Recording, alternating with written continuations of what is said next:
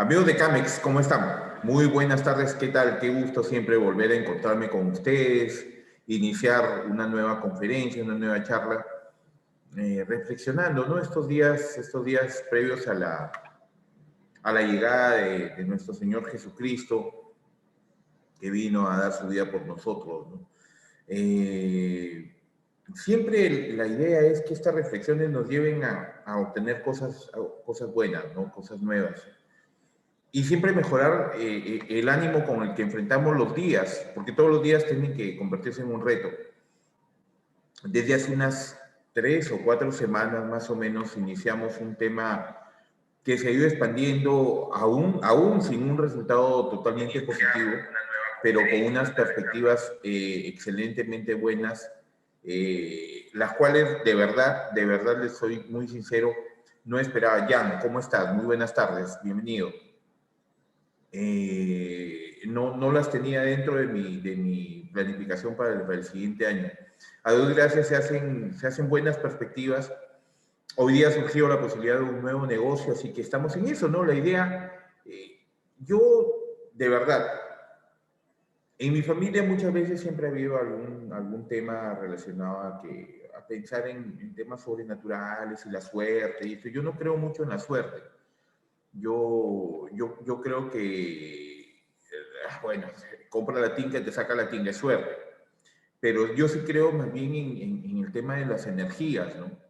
Las energías que desplegamos hacia afuera, las energías que atraemos hacia nosotros, las energías que le ponemos y hoy día les decía esto al inicio, antes de la conferencia, respecto a alegrarnos por lo que la gente logra, ¿no? Esas para mí son vibras, energías positivas, ¿no? Lo mismo cuando alguien te envidia, tiene cierto resquemor hacia las cosas, hacia que eres demasiado positivo, demasiado alegre. Saben que de repente por ahí uno no está en la mejor situación, por decirles económica, porque la gente te mide de acuerdo al carro que tienes, bueno, en esta pandemia difícil, a los lugares que visitas o a la ropa que vistes, ¿no?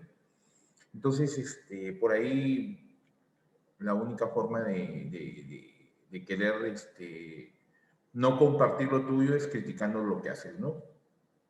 Sin embargo, hay que dejar pasar, ¿no?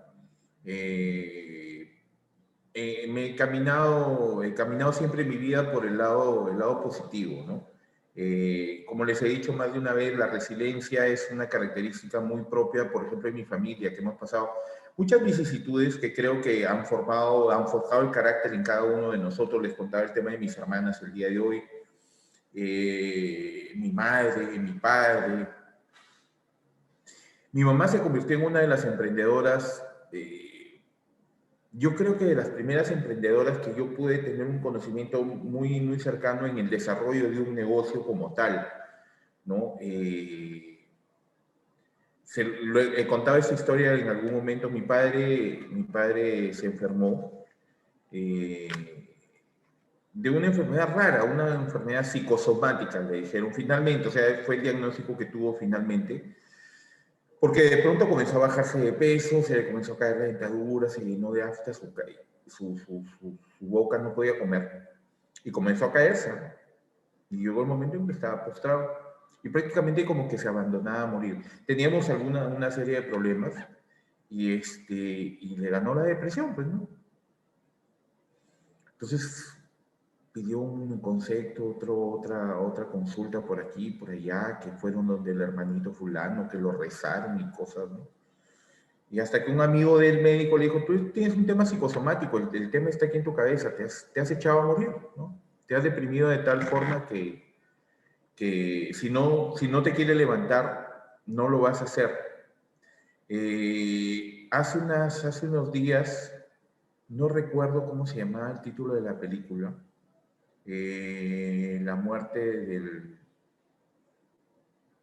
esperando la muerte del siervo cautivo, un tema así, y hablaban de las enfermedades psicosomáticas, porque habían dos criaturas hijas de un médico que de pronto comenzaron a dolerle las piernas y dejaron de caminar, y de pronto comenzaron a sentir que no querían comer, no tenían hambre y no comían.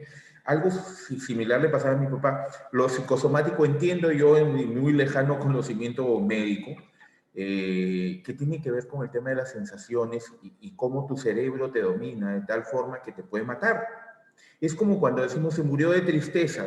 No es que te mató la tristeza, sino que te deprimes tanto que las respuestas de tu cuerpo estrictamente físico responden a la situación emocional y mental en la que te encuentras, ¿no? Te hundes en una depresión por problemas y todo.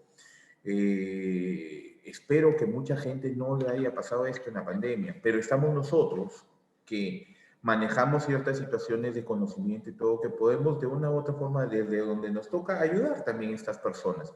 Le contaba esto de mi padre a razón de que cayó, pues, ¿no? Y todavía estábamos en casa dependiendo del tema. Mi hermana anterior, que acabo de hablar con ella hace un momento, quien les habla, mi hermana menor.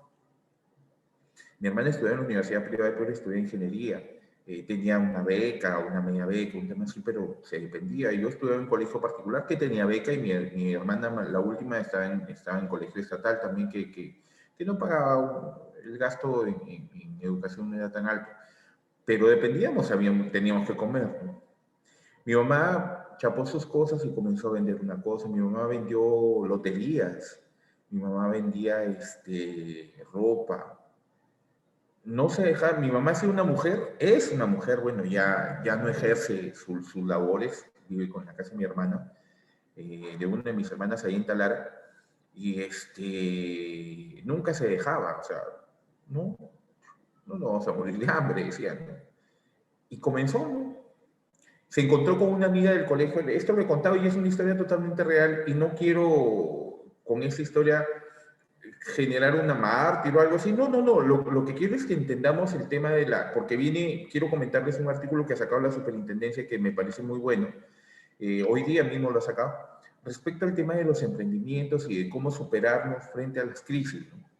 Mi madre chapó sus cosas, salió a vender y se encontró en el centro de Piura. Piura no es tan grande en realidad. Es una ciudad desarrollada, pero no es tan grande. Y en esa época no tenía tanto desarrollo. Estamos hablando hace más de 30 años posiblemente. Mucho más, porque estoy hablando cuando yo tenía 16, 14, 15 años, más de 30 años, 33, 34 años por lo menos, y se encontró con la señora León, Olguita creo que se llama, que a la sazón era secretaria de la gerencia del Banco Central de Reserva de Piura.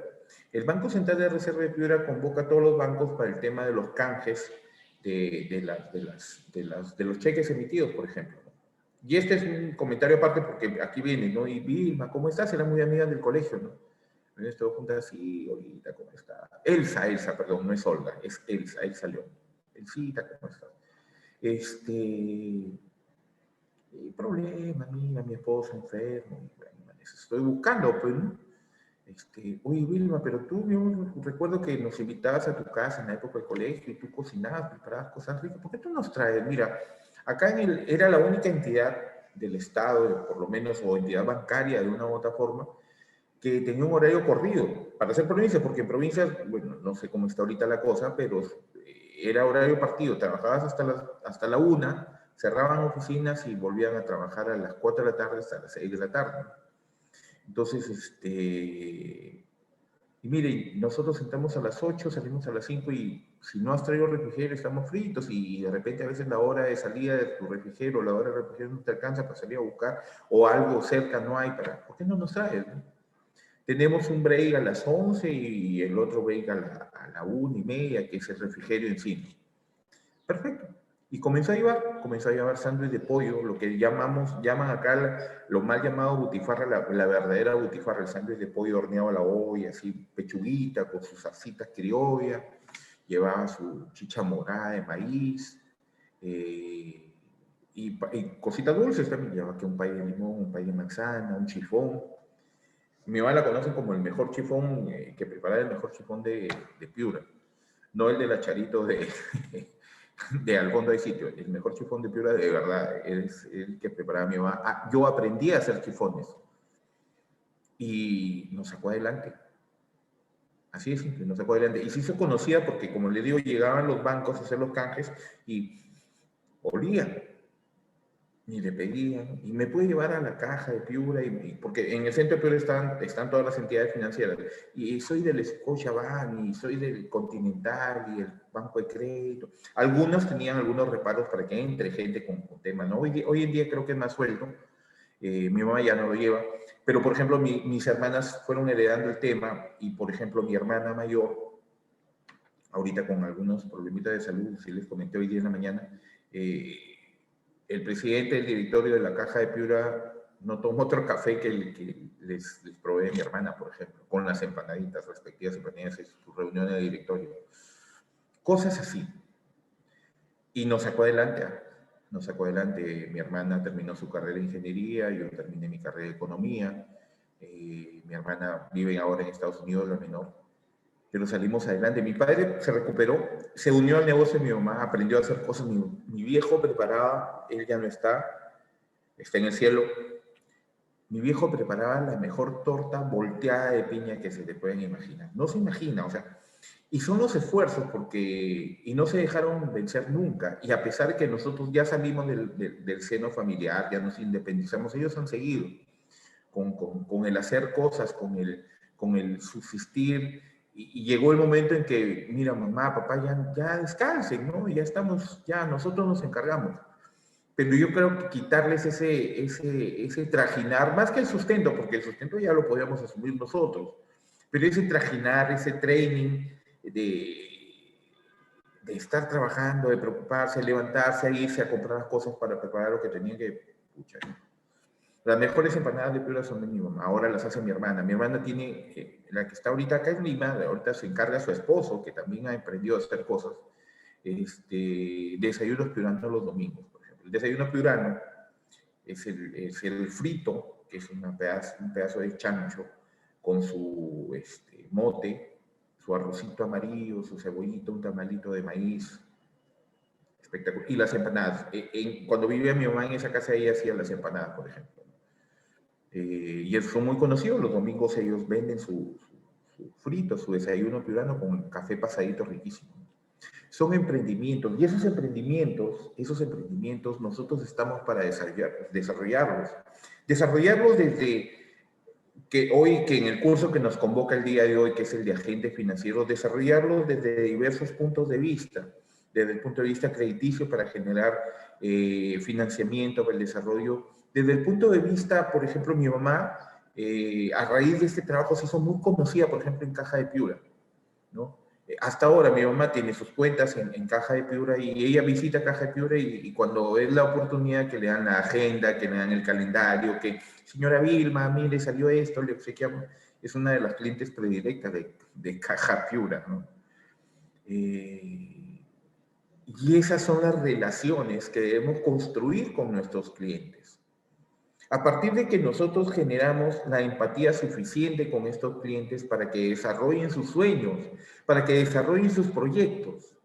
Esa es nuestra chamba y es una chamba que de verdad no te la paga ningún sueldo, porque de verdad ningún sueldo se puede comparar con la sonrisa de un cliente, con el abrazo de un cliente. Yo lo he vivido. Gente por la que has trabajado o para quién finalmente estás trabajando, porque son ellos los que te pagan el sueldo, que van a estar eternamente agradecidos de verdad, y esa es la parte romántica, sentimental, como quieran llamarle de nuestro trabajo como agentes financieros. Y ese es el trabajo que nunca va a ser, nadie va a tener la suficiente capacidad. Discúlpenme, por favor, me olvidé de apagar el teléfono. Yo estoy en clase a las 6, vuelvo la llamada, discúlpame, por favor. Discúlpeme, por favor, les pido mil disculpas, es un error totalmente mío. Esa es la parte que no va a haber ninguna remuneración que alcance a pagártela. Y que llena esa parte, digamos, mucha gente me querrá decir, o sea, ya de repente, no sé, y no es un tema de juzgar la forma de pensar de la gente, pero Juan Carlos, disculpa, a mí el abrazo de un cliente no me llena, personalmente a mí sí. Porque son esas compensaciones que tienes en la vida que te cambian el día, cuando vienes de una carga familiar, de repente con algún inconveniente, algún problema que te tiene preocupado, que te tiene deprimido, de repente te tiene triste. Sin embargo, como haces bien tu trabajo, a pesar de las vicisitudes que puedes tener, y viene un cliente y te abraza y te dice, gracias, gracias señor Pereira, gracias Juan Carlos, gracias ya, porque lo que has hecho ha ayudado a que mi negocio florezca, a que mi negocio trascienda, a que mi negocio crezca, a que yo pueda tener mejores ingresos, y esos mejores ingresos me provean la posibilidad de que mis hijos vayan a una buena universidad, que estén en un buen colegio, que se desarrollen. Por ejemplo, una vez yo trabajaba en la ONG ASIDME, Acción de Servicio y Desarrollo para la Microempresa, y era el jefe de programa de créditos individuales, donde primigeniamente la idea era que gradúen los clientes de los créditos del tema grupal. ¿Okay? Tenía mis clientes que no habían graduado, eran externos, digamos así, pero la idea era que gradúen los créditos de crédito, los clientes de crédito grupal. Y por esa situación que tengo, por ejemplo, al dictar charlas, me invitaban frecuentemente para que ¿qué pasa? Que en el crédito grupal uno de los requisitos fundamentales para el desarrollo del programa como tal era que generes transformación en el cliente y empoderamiento sobre todo en la mujer.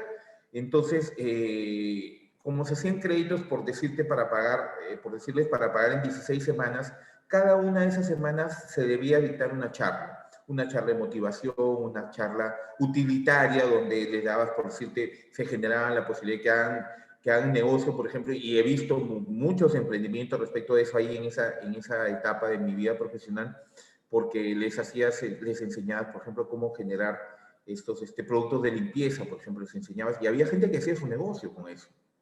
Y otra parte transformacional de esa tecnología crediticia grupal, y la metodología sobre todo que se utilizaba era que a la par de ver no solamente la transformación con charlas motivacionales y generación de trabajo, también era la posibilidad de que en el repago de cada uno de los créditos se imponía una cuota que era de ahorro. Es decir, después de las, por ejemplo, 16 semanas que podía tener el ciclo de uno de los negocios, ellos terminaban habiendo repagado el crédito, que eran créditos que iban desde 100 soles cada crédito, tenían un saldo a favor que era un ahorro generado.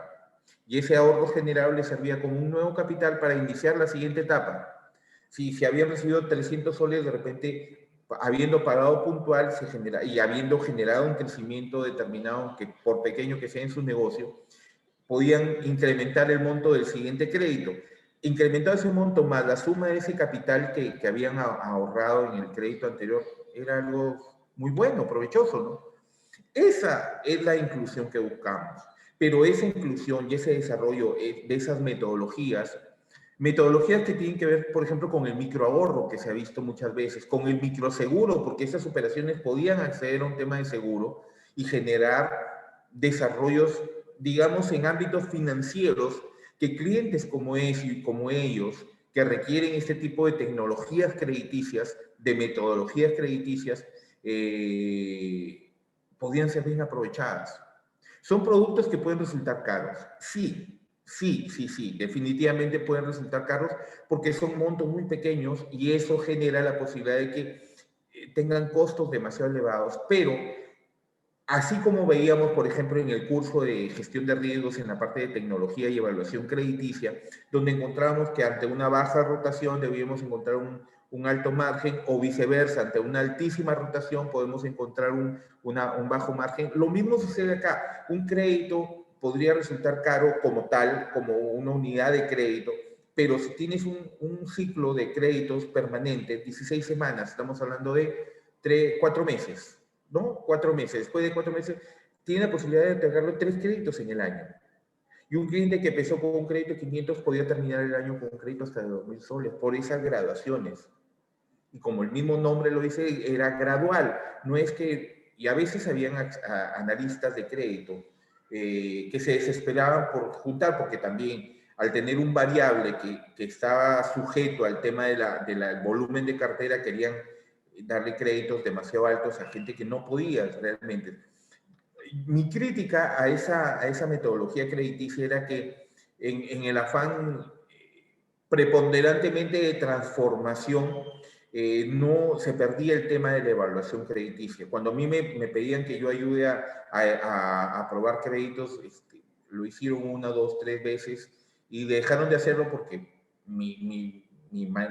como les digo, mi metodología de trabajo era mucho más ligada a la evaluación. Sin embargo, ahí no se podía hacer una evaluación demasiado estricta, ¿no? La idea era que aun cuando tengas una evaluación un poquito menos estricta, más suelta, más abierta, menos conservadora en el tema estrictamente crediticio, la idea era que en ese afán transformador de transformación y empoderamiento, les ayudes en las herramientas financieras para que conforme vayan creciendo en el volumen de créditos que reciban, tú les puedas ya ir generando una buena cultura de pago, una buena cultura de ahorro, que tenían una cultura de ahorro en el repago de cada crédito, que se les genere la preocupación por hacer crecer ya el negocio como tal, encontrando por ahí un indicador financiero, generándoles la cultura de hacer esto una unidad de negocio verdaderamente y propiamente dicha, ¿no?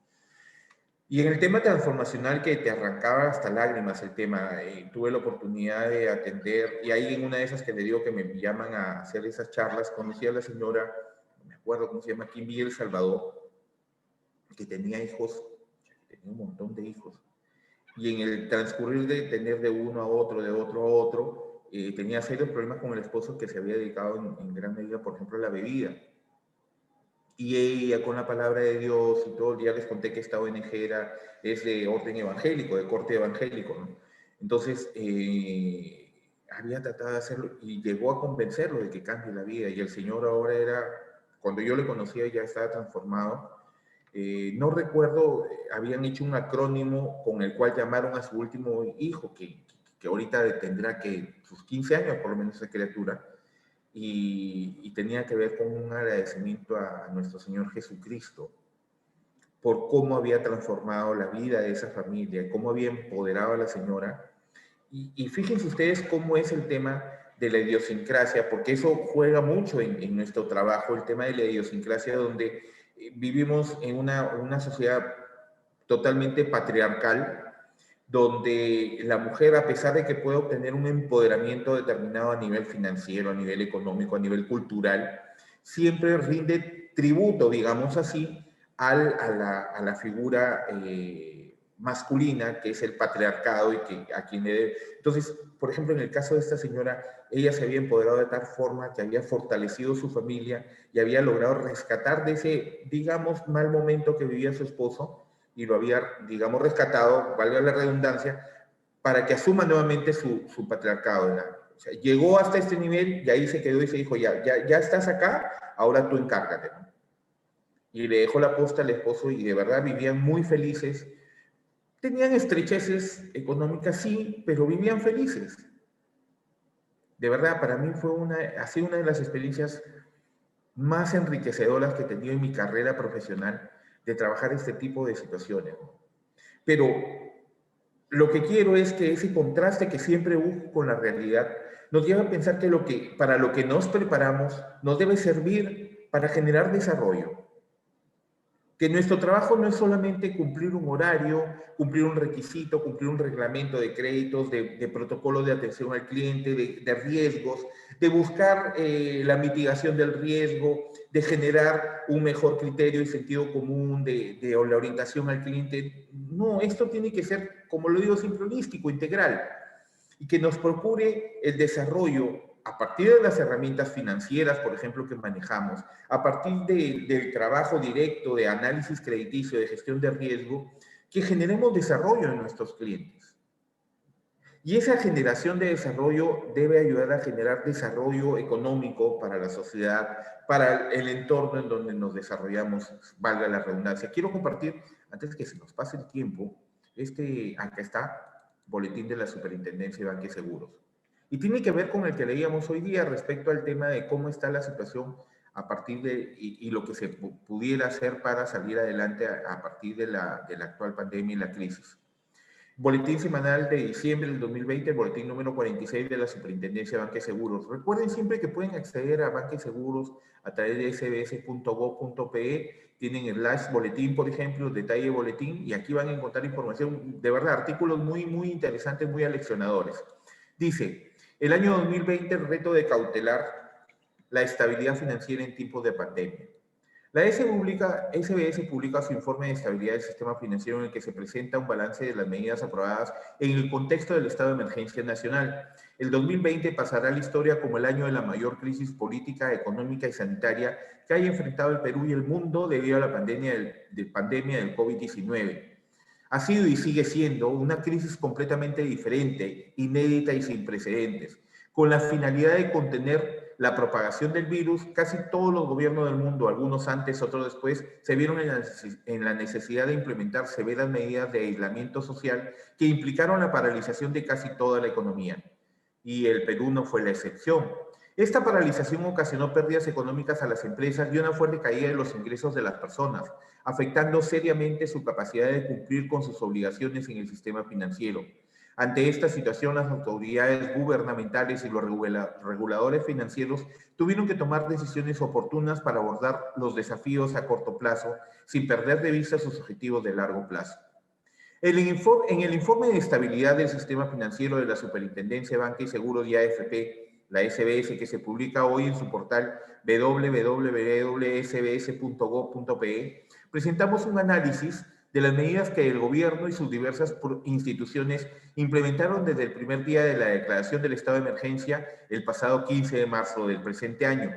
En un esfuerzo coordinado, el Ministerio de Economía y Finanzas, el Banco Central de Reserva y la Superintendencia de Banca y Seguros de AFP aplicaron políticas macroprudenciales que tuvieron como objetivo salvaguardar la estabilidad del sistema financiero, la liberación de los colchones de liquidez y capital cíclico, junto a la flexibilización de los requerimientos de provisiones y capital para los créditos reprogramados y los programas lanzados por el gobierno, Reactiva Perú, y los fondos de apoyo empresarial a pequeña y microempresa, agroturismo y el programa de garantías COVID-19. Así como la flexibilización del encaje, fueron medidas dirigidas a fortalecer la liquidez y solvencia del sistema financiero en su conjunto ante el choque provocado por la pandemia y prevenir que se agudice la crisis económica que atraviesa el país. Por su parte, la Superintendencia de Banca y Seguros implementó políticas microprudenciales que buscaron cautelar la estabilidad, solvencia y el funcionamiento de las entidades financieras, así como apoyar a los agentes económicos durante el estado de emergencia nacional. Entre ellas destacaron las facilidades regulatorias para la reprogramación de créditos de los deudores del sistema financiero, y se sumaron medidas orientadas a facilitar la oferta y el uso de servicios financieros como mecanismo de acceso a las personas beneficiarias a los fondos que vino otorgando el gobierno a fin de mitigar los efectos ocasionados sobre la generación de ingresos de dichas personas. Ante esta situación, el sistema financiero se ha mantenido resistente ante el choque adverso provocado por la pandemia, y a pesar de la incertidumbre sobre la trayectoria de recuperación económica, el ratio de capital promedio del sistema financiero se situó en 15.7% a octubre del 2020, muy por encima del requerimiento mínimo legal del 10%. Entonces, desde ahí estamos bien, creo yo. Los colchones de provisiones y de capital, así como la mayor capitalización de utilidades por parte de las entidades financieras, fueron los principales factores para mantener la solvencia del sistema financiero frente a una crisis que el país atraviesa. Dicha solvencia es un factor clave, sobre todo en un contexto altamente incierto y en el que persiste incertidumbre sobre el impacto final de la crisis, la trayectoria de la recuperación económica y de la evaluación de la pandemia. Pese a los diferentes segmentos crediticios se han visto afectados por la crisis sanitaria, en particular el crédito a la micro y pequeña empresa, los mismos vienen mostrando señales de gradual recuperación con relación a los primeros meses de la pandemia. Así, los desembolsos de crédito severamente afectados por las medidas de confinamiento que se vienen recuperando en los últimos meses, en parte favorecidos por los programas dictados por el gobierno. De otro lado, la reprogramación de crédito viene presentando una reducción respecto a su nivel máximo de 137.000 millones de soles registrados en junio del 2020. De otra forma, el repago de los créditos fuertemente afectado por la crisis muestra una gradual recuperación en los últimos meses, aunque aún sin retomar a los niveles prepandemia.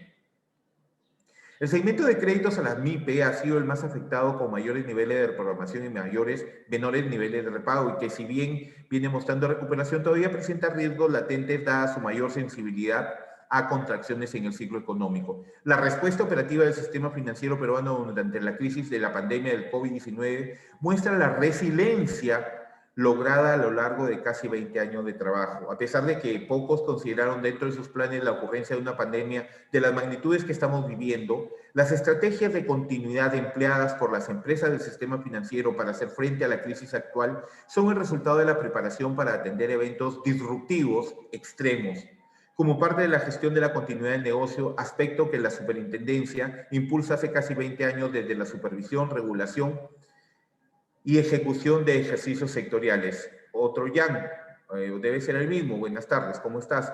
Bienvenido. Asimismo, las empresas del sistema financiero con productos crediticios dirigidos a personas naturales han venido aplicando estrategias de tratamiento de clientes con dificultades temporales de pago en al menos uno de sus productos, por ejemplo, la reprogramación de crédito. Estas estrategias han sido muy variadas y han sufrido modificaciones entre el segundo y tercer trimestre del 2020, en particular en las tarjetas de crédito. Al respecto, con el objetivo de ese tratamiento sea homogéneo y transparente para los clientes, la Super incorporó mejoras en su marco normativo al establecer reglas mínimas aplicables a dicho proceso como parte de la adecuada conducta de mercado que deben aplicar las empresas. Y sigue con el tema de los seguros. Cooperativa. Bueno, no es algo que nos atañe en este momento en forma inmediata. Pueden revisar el informe completo a través el informe de estabilidad del sistema financiero. Lo voy a revisar, si yo quiero, hoy día en la noche, para mañana, de repente, en nuestro curso de administración bancaria integral lo podamos tratar al ver. ¿Ok? Interesante el análisis, muy interesante, muy realista también, y que nos muestra de repente una parte estadística que a veces podría resultar hasta aburrido. Sin embargo, el tema de la información como tal es importante tomarla en cuenta y aprenderla, no aprenderla de conocimiento, sino aprenderla con H intermedia, de tomarla, de cogerla para tomarla como punto de referencia para el desarrollo de nuestro trabajo, y también que sirva como soporte informativo hacia nuestros clientes. La posibilidad de desarrollar algo siempre va a depender de saber en qué camino estamos andando, de saber qué medidas se han tomado y qué medidas más se pueden tomar, o que a partir de las medidas tomadas, cómo es el camino que debemos diseñar hacia adelante. Mi nombre es Juan Carlos Pereira, soy bachiller en economía y mi especialización es la orientación financiera, comercial, crediticia y de seguros. Siempre es un gusto estar con ustedes y vamos de lleno a nuestra charla que quedamos inconclusos el día de hoy. Y decíamos en esta presentación el día de hoy que una buena gestión hoy en día del front y back office, es decir, el face to face con nuestros clientes, es en una gran superficie, o sea, a una gran escala, es fundamental para ofrecer un servicio de calidad, ágil y responsable que el cliente siempre va a saber valorar. ¿Ok? ¿Cuáles son las cualidades fundamentales que un cajero bancario debe desarrollar? La palabra desarrollo, como el verbo lo dice, si no la tiene ejecutada en su vida, si no la tenía presente, tiene que trabajarse y ganarse. ¿Ok? Por eso se pone la palabra desarrollar. Los que ya tienen esta capacidad, vamos, sigamos para adelante, desarrollando justamente. Pero para aquellos cajeros bancarios que les falta el conocimiento previo, estas son las cualidades que debe contar un buen cajero bancario. Y fíjense que encuentro, cuando comienzo a trabajar este perfilamiento del cajero bancario, una palabra que es el manejo, es la premisa fundamental del desarrollo de las finanzas, de las microfinanzas en el sistema financiero peruano, que es el tema del emprendedor, visto desde el punto de vista estrictamente del negocio, del comercio. Sin embargo, la primera cualidad que se exige en un cajero bancario es que sea emprendedor. Pero no solamente la palabra emprendedor, sino que sea. Porque el ser tiene que ver con el hacer. Yo primero soy y después hago. Hay no sé si llamarle dicotomía, si llamarle contraposición de términos, pero es importante que adecuemos estos términos a lo que realmente nos compete. Y en este caso, siendo un perfil de una funcionalidad netamente operativa, es indispensable que la persona como tal, y por eso les decía ahora en la charla del mediodía, que más que ver un tema estrictamente funcional en el perfil del funcionario cajero bancario, yo quería centrarme en lo que debe ser la persona para desarrollar esa funcionalidad dentro del sistema financiero. La funcionalidad del cajero bancario, ¿quién la va a desarrollar? Una persona. Y es sobre las cualidades personales, más allá del perfil profesional, más allá de los conocimientos estrictamente académicos que debe traer la persona. Yo quería centrarme en la persona como un ser total, un ser integral. Y la primera característica decía ser emprendedor, pero me detengo en la palabra ser porque la característica de una persona es que se comporte como persona y después pueda hacer. El ser y el hacer es algo que no se puede desmembrar del ser humano, ¿ok? La primera cualidad que debe tomar en cuenta un cajero bancario es ser emprendedor. El emprendedor no es sinónimo de empresario necesariamente o precisamente. Una persona alegre, dinámica, creativa, ingeniosa en el trabajo es un emprendedor. El cajero debe tener la mentalidad de los emprendedores y ofrecer su mejor capacidad en cantidad y calidad. Es decir, el cajero bancario es la cara que encuentra el cliente cuando va a hacer sus operaciones. Y es como aquel cliente de una bodega que permanentemente va a la bodega o al puesto en el mercado de frutas, en el mercado Ciudad de Dios, y ya se trata con el dueño, el propietario, el que le ofrece los productos de casero. Casero, hola caserita. Casero, ¿qué tal? ¿Qué hay de nuevo? ¿Qué producto tiene hoy casero? Lo mismo sucede con aquel cliente recurrente del sistema financiero que permanentemente va a ser a una agencia que está cercana o a su centro de trabajo o a su lugar de vivienda, va a hacer sus operaciones y siempre trabaja con la misma cajera o el mismo cajero que lo atiende. Se convierte en un tema, en una relación estrecha, aunque no lo creamos, una relación estrecha entre quien requiere el servicio y quien ofrece este servicio. Es por ello que la primera cualidad de ser emprendedor, no como negociante, sino como persona, al cajero bancario se le exige que sea una persona alegre, dinámica, creativa, ingeniosa, porque esto no solamente en el afán de caerle bien al cliente, no, el camino no va por ahí, el camino más bien va con y podría sonar un poco frío lo que les voy a decir, pero me quiero referir a que sea alegre, dinámica y creativa e ingeniosa esta persona, tiene que ver con lo utilitario de la labor que realiza. Es decir, lo práctico y lo que puede obtener el cliente de ventaja al trabajar con esa persona.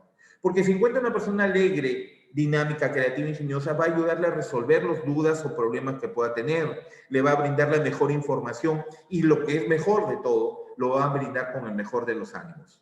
Esa es la primera cualidad, ser emprendedor desde el punto de vista que debe ser ingenioso, alegre, comunicativo, creativo, dinámico, ¿ok?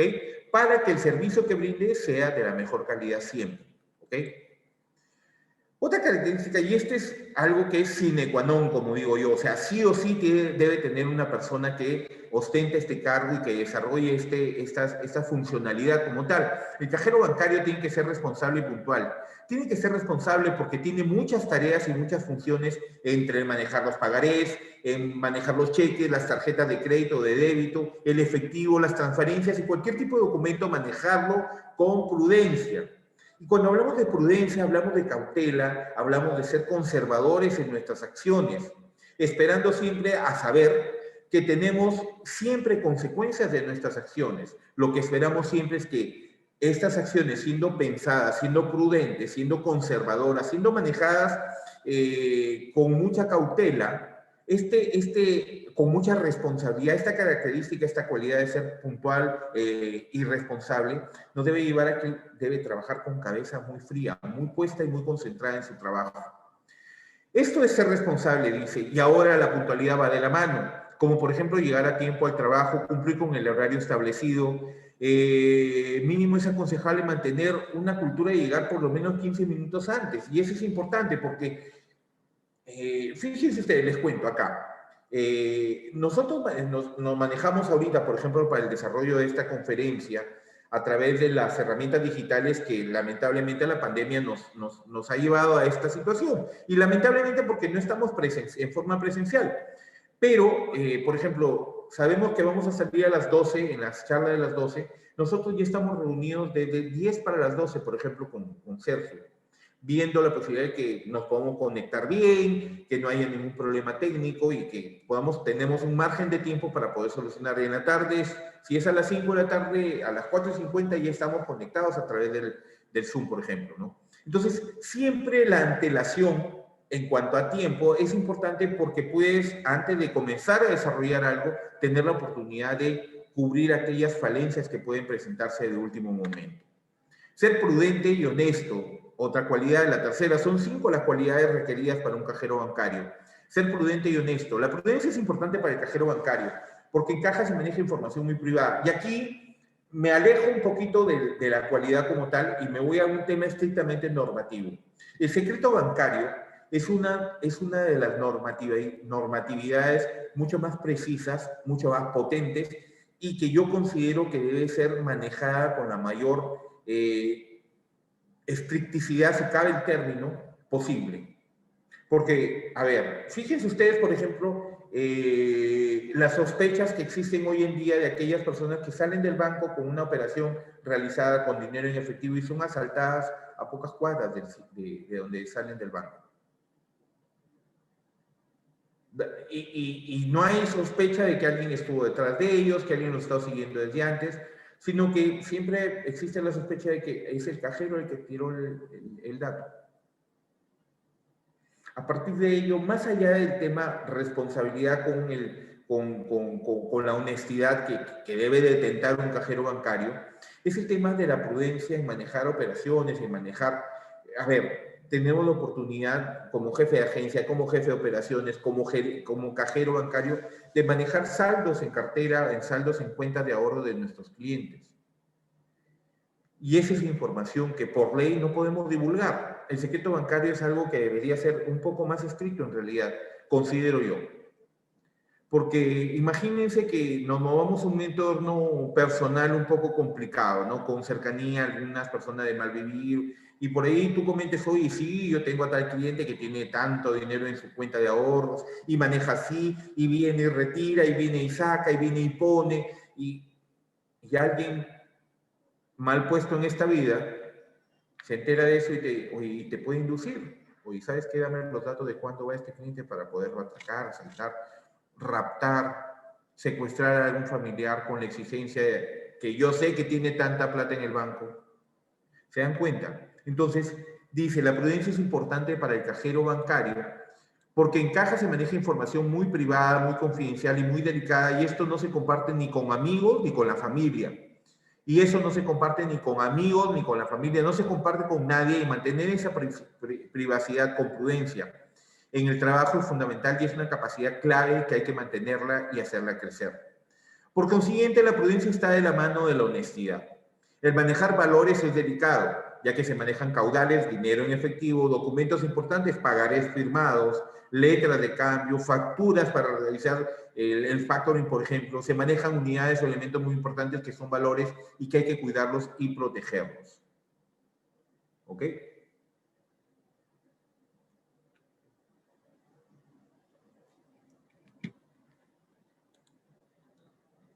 Entonces, aquí hablamos de la honestidad. El ser honesto es como hacerlo, por ejemplo, indicar si me falta. El ser honesto es como, por ejemplo, indicar que si me falta dinero, por ejemplo, ¿por qué me faltó? ¿Dónde estuvo la falla? ¿No? ¿Dónde estuvo la falla? Si se usó la falla de caja o si no la uso. Si sobró, ¿por qué sobró? En contabilidad el debe tiene que ser igual al haber. No puede sobrar ni faltar. Eso es definitivo. El cuadre de caja es así. Y de verdad, o sea, esto se es tan estricto que cuando, muy posible que te debas preocupar cuando te falta un céntimo o te descuadra la caja por un céntimo, por 20 céntimos, que si te descuadras por 100, 200, 1000 soles, 500 soles, 1000, 10.000 soles. ¿Por qué? Porque esas cantidades tal vez sean más fáciles de ubicar. Le diste de más a un cliente, le diste de menos a un cliente, le cobraste algo adicional que no debías cobrarle y posiblemente lo puedes identificar a través de las operaciones, pero cuando son céntimos, podría estar en el tipo de cambio, en alguna operación de tipo de cambio. llegan a tal disciplina y orden, por ejemplo, los jefes de operaciones, y hoy día les conversaba de los jefes de operaciones con quienes he tenido la oportunidad de trabajar, que podían identificar rápido, pero eso es de verdad, nos hemos quedado alguna vez hasta la 1, 2 de la mañana tratando de cuadrar una caja que no podía cuadrar, o porque el sistema falló y el sistema hizo una mala operación y de repente no te diste cuenta, porque siempre pensamos que el error necesariamente es exclusivamente humano, y normalmente puede ocurrir el tema que sea a través del sistema. Si existe algún fallo o inexistencia, el cajero debe indicar el por qué hubo el problema y lo debe identificar con honestidad y prudencia. Esto desarrolla el cajero bancario con capacidad personal y profesional. La cuarta característica, ser proactivo y dinámico. Ser proactivo y dinámico es parecido también al primer consejo acerca del ser emprendedor. Una persona que emprende tiene estas características de ser proactivo. Es la persona que ofrece propuestas, ideas, inventiva al jefe y a la empresa y le indica la aplicación de nuevas técnicas. Oigan, podemos hacer esto. Fíjense que encontré la forma de llegar a este resultado de tal forma, diferente a la que no. Ese es ser proactivo, ese es ser dinámico. El ser proactivo ofrece mejoras en el trabajo y a la entidad financiera. El ser dinámico es mantener una energía positiva siempre en el trabajo. No se queja, no esperan resultados diferentes si seguimos haciendo la misma cosa, de verdad. En el trabajo se pisa desde la hora de la entrada y se olvidan de los problemas familiares porque la empresa exige que nos mantengamos de manera activa, alegre, eficiente y dinámica. Mantengan una inteligencia emocional. Eso es también ser inteligentes o ser inteligentes emocionalmente. ¿Ok? Obviamente que es una característica también sine qua non de una persona que desarrolla un front office, un face-to-face con el cliente, acerca de la amabilidad y el ser respetuoso. Este último consejo es fundamental e importantísimo para los cajeros bancarios. Mantengan siempre la alegría en su trabajo, sean alegres, mantengan la prudencia. Es muy importante que tratemos bien a las personas. Hay palabras que producen magia, como por ejemplo saludar con amabilidad, dándoles buenos días, buenas tardes, preguntándoles cómo se encuentra o en qué lo puedo servir, o terminando la operación dándole gracias y preguntándole en qué más lo puedo atender. Y vuelva pronto, lo esperamos nuevamente. Esto genera energía positiva entre el cliente y entre el cajero, porque dentro de ellos está el juego, la empresa, y se debe mantener la buena reputación de la entidad, el buen trato y la buena energía. ¿Ok? Y esto me lleva a pensar, por ejemplo, lo que veíamos en el curso de administración bancaria integral, cuando veíamos los protocolos de atención al cliente y nos encontramos con las tipologías de los clientes, ¿no? El malcriado, el indiferente, el gritón, el contestalón, el que siempre tiene la razón, el que no tiene la razón, el desconfiado, el que cree que todo es un problema, el que cree que todo el mundo le está faltando el respeto o le está robando. Son importantes conocer esas tipologías para aprender a desarrollar proactivamente de la mejor manera nuestro trabajo. Sin embargo, la funcionalidad de un puesto tan clave como es el del cajero bancario, es importante que se maneje desde el punto de vista estrictamente profesional. Y esa profesionalidad te la va a dar dentro de la empresa el Manual de Organización y Funciones, que es el MOF. El Manual de Organización y Funciones es un instrumento de gestión que describe las funciones a nivel del cargo en forma totalmente específica. El cajero bancario debe hacer esto, A, B, C, D, F, G, Z. Y tiene el grado de norma, de ley dentro de la entidad financiera que se debe de cumplir como tal. Y si hay alguna de esas funciones que no se cumplen cabalmente, hay sanciones al respecto. Por eso una de las medidas de control interno en forma permanente es la revisión del cumplimiento del MOF, del Manual de Organización y Funciones. Por eso es importante que ni bien te integres tú como agente financiero a una entidad, a una empresa determinada, lo primero que debes recibir es tu Manual de Organización y Funciones. Porque, hablando de repente coloquialmente, es el que te indica hasta dónde puedes llegar, qué puedes y qué no puedes hacer. Así de sencillo. Y pegarte siempre a la norma de lo que puedes hacer, de lo que está dentro de tus funciones. Porque a veces la transgresión de esas funciones también implica sanciones y a veces son sanciones muy penosas. No necesariamente monetarias, no necesariamente monetarias, que en algunos casos he visto, de acuerdo a los reglamentos internos también, que aplican descuentos, suspensiones sin goce de haber, que son complicados, sobre todo, imagínate que un tiempo como el que estamos viviendo de crisis, te suspendan 3 o 4 días sin goce de haber. Vamos, es bastante.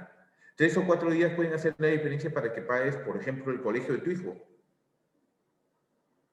¿Me entiendes? Por ejemplo, o sea, entonces, en esa medida, si sabemos que existe un manual de organización y funciones, leámoslo, cumplámoslo.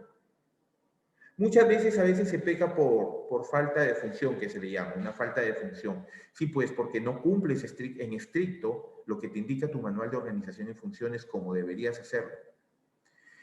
El manual de organización y funciones tiene un alcance que las funciones están contenidas en el manual deben ser cumplidas por todos los trabajadores que integran la entidad financiera. El MOF inclusive indica las funciones específicas de la gente, y digo inclusive no en un término peyorativo, porque le resta importancia, sino porque algo que podría parecer trivial dentro de una institución financiera, el manual de organización y funciones del área de limpieza, pues la hay, porque dentro de las instituciones financieras el área de servicios, que se encarga de la limpieza y de todo lo que es la parte de servicios propiamente dicho, deben cumplir normalidades, funcionalidades por temas estrictamente de seguridad. Por ejemplo, porque, a ver, la persona que hace limpieza sabe quién es la persona clave en una agencia, por ejemplo, y debe guardar los niveles de seguridad de vida, porque imagínense que brinda información de a qué hora llega el administrador, a qué hora sale el administrador, quién tiene la llave, quién tiene la clave, o llévate este pagaré, por favor, por ahí, lleva. Es peligrosísimo. Es de altísima responsabilidad el conocimiento del manual de organización y funciones. Y este manual debe ser actualizado conforme se va adaptando a lo que implica el mercado, porque de repente en esa funcionalidad específica en el manual de organización y funciones se está chocando con el mercado que tú atiendes. ¿Te das cuenta? Dice, el jefe de agencia en el manual de organización debe aperturar la puerta de acceso de los clientes a tal hora, pero después de abrir debe esperar 15 minutos para que la gente entre.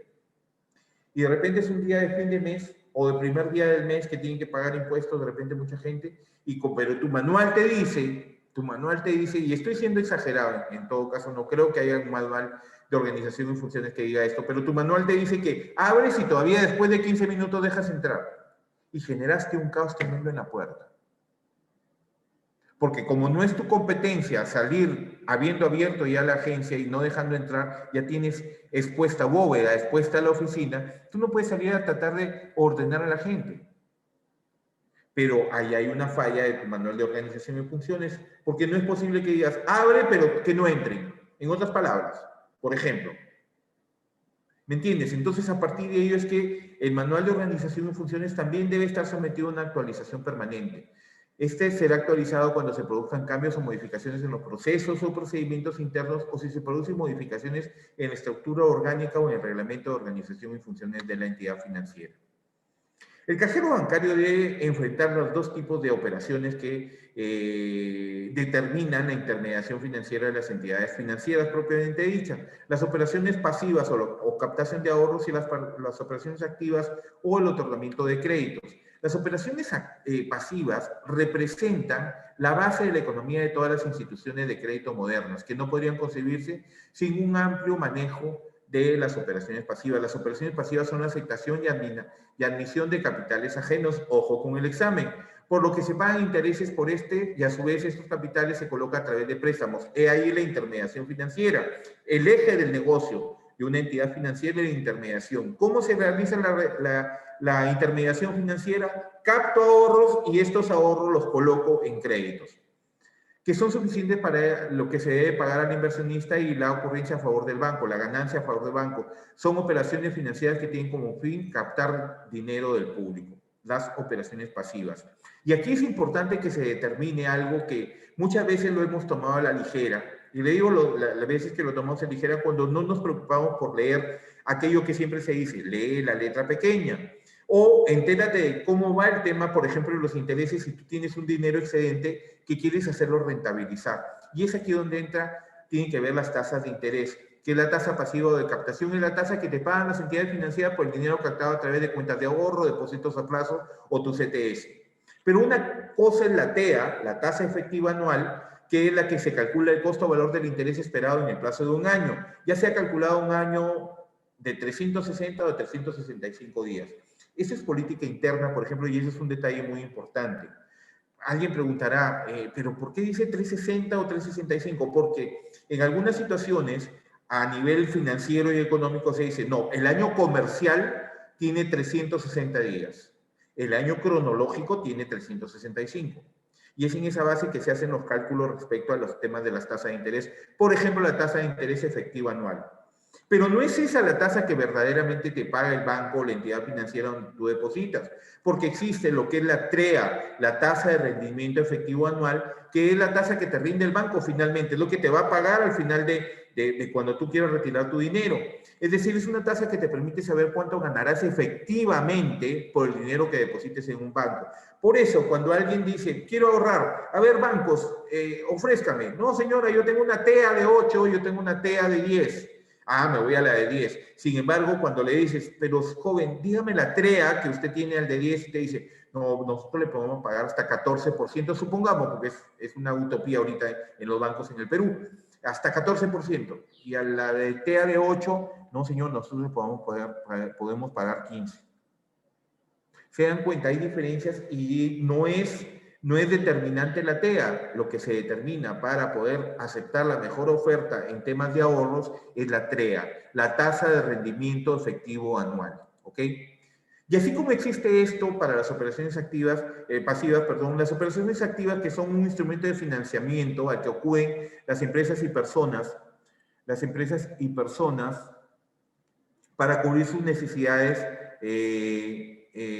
sean de la naturaleza que sean necesidades de financiamiento. Las operaciones bancarias activas se realizan en las entidades de crédito, pueden ser clasificadas de acuerdo con distintos criterios. Es el financiamiento, el crédito, el préstamo, la tarjeta de crédito. Son los créditos otorgados bajo las diferentes modalidades, sean estos en cuentas corrientes, pagarés, tarjeta de crédito o crédito de consumo. Y aquí, por ejemplo, en comparación al tema de la tasa de interés en las operaciones de ahorros, la TEA es la tasa efectiva anual, que es solamente el valor que te cobra una entidad financiera por prestarte el dinero. Por ejemplo, la entidad financiera de intermediación dice, yo capto ahorros y pago, por decirte, 4, y coloco créditos y cobro 10. En ese 10 está el spread de ganancia que debe obtener la entidad financiera para poder ganar y para poder cumplir con el pasivo que tienen los ahorros.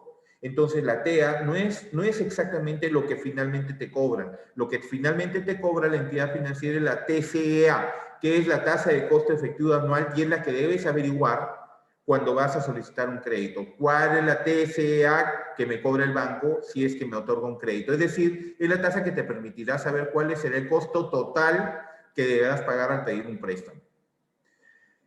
Algunas recomendaciones antes de la apertura y cierre, por ejemplo, mirar los alrededores en vista de algo fuera de lo normal o sospechoso, es menester también no solamente del jefe de agencia, sino del cajero bancario, que debe permitir esta información para que todo se realice con la total seguridad y normalidad pertinente, ¿ok?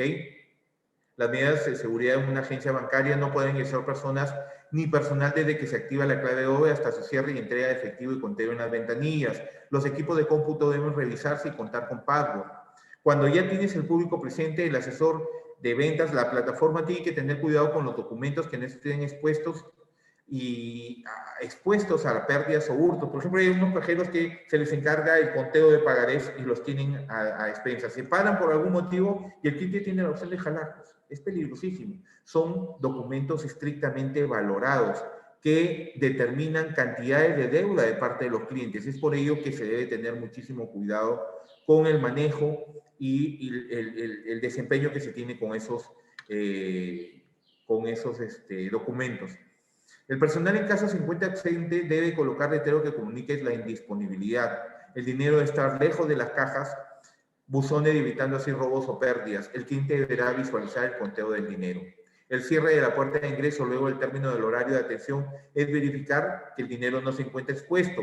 Realice el cuadro de caja ya cerrando la operación.